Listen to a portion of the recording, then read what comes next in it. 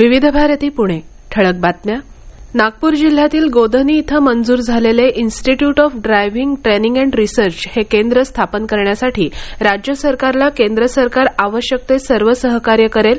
संपूर्ण राज्यामध्ये 50 driving school स्थापन करण्याकरता सुद्धा केंद्र सरकार मंजुरी देईल, अशी घोषणा केंद्रीय रस्ते वाहतूक मंत्री नितीन गडकरी यांनी काल केली. कोरोनाच्या पार्श्वभूमीवर पटना उच्च न्यायालयाचं कामकाज ऑनलाईन सुरू होतं.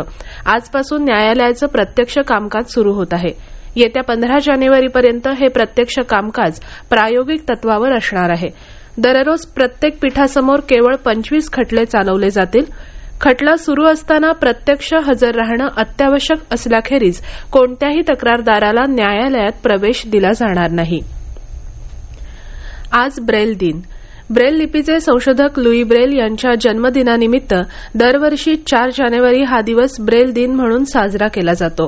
संयुक्त राष्ट्र संघटनेच्या मंजुरीनंतर 2019 पासून हा दिवस अंध व्यक्तींच्या हक्कांची पूर्णपणे अंमलबजावणी होण्यासाठी ब्रेल लिपीचा संवादाचं प्रभावी माध्यम म्हणून प्रसार व्हावा या उद्देशानं साजरा केला जातो.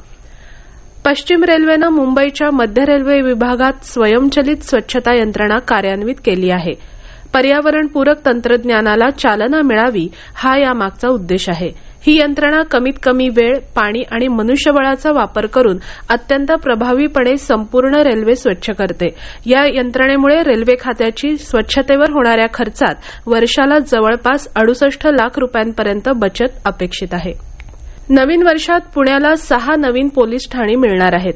यातील 5 पुणे शहरात तर 1 पुणे जिल्ह्यात असणार आहे. ही पोलीस ठाणी 26 जानेवारीपासून कार्यान्वित होण्याची शक्यता आहे. या होत्या आतापर्यंतच्या ठळक बातम्या. यानंतरच्या ठळक बातम्या सकाळी 11:58 वाजून